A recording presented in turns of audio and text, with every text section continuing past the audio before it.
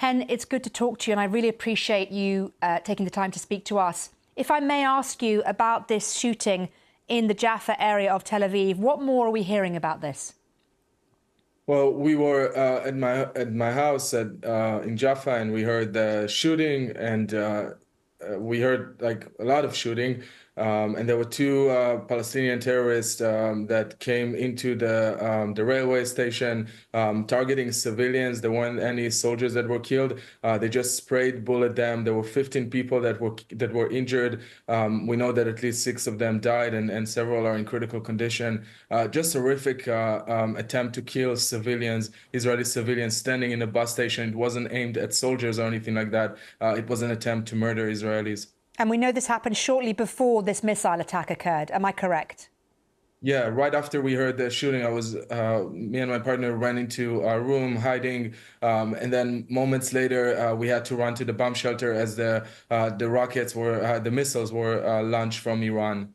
And talk to me a little bit about where you hid and how long you were hiding for, because wasn't there a call from Israeli authorities for people to head as fast as they could to a safe area?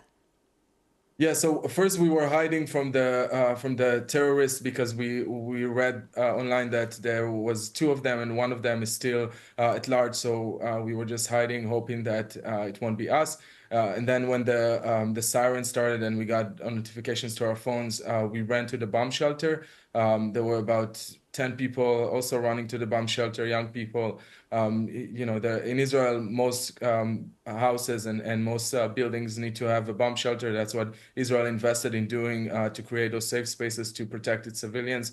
And that's what we were hiding for a long time until the IDF released a statement. It was safe to come out. But we started hearing the rockets probably exploding over us, intercepted. And I was thinking if we didn't have this bomb shelter, we would probably be dead.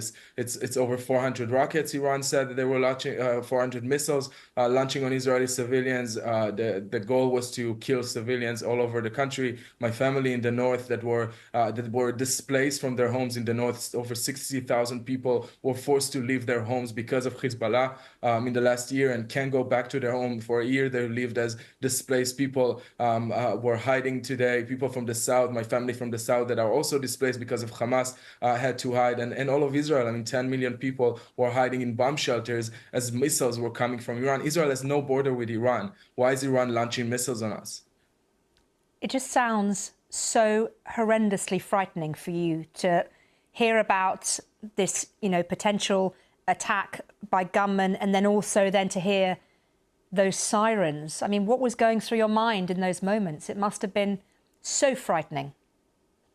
Yeah, I don't think I've been as shaken as I was today, just to know that someone is outside trying to kill Israelis, and then there's missiles being fired at us, and that the goal is really to kill us, not to kill soldiers, not to aim at military bases. It wasn't, a few missiles that were directed at specific places. It was 400 missiles launched all over the country, knowing that there's terrorists at large, knowing that there's attacks. People want to kill us. And it's been like that actually since October 7th. We've been living with this fear here in Israel for our lives. And, I'm hearing conversations about weapon embargo in Israel. People are trying to take our shield away when they need to be asking to take the sword away from our enemies. That it shouldn't be like this. No one should live in this fear. What do you think Israel's response should be now?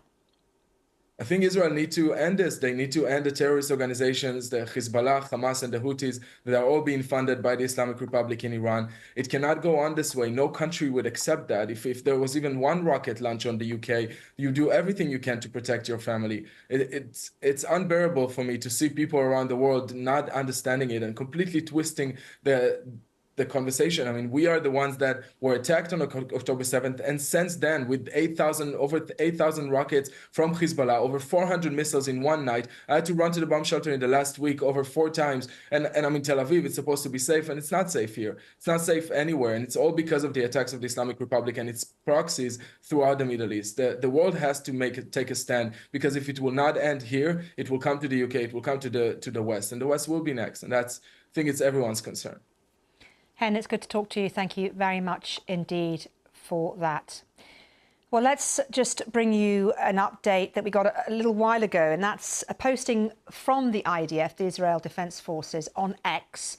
And they said that all Israeli civilians are in bomb shelters at the time of the rockets being fired. But have a look at this. This is the interesting bit. This is the map of where rocket alerts were seen in Israel. You can see the spread right across the country. And we're hearing in the last few minutes from an IDF spokesperson that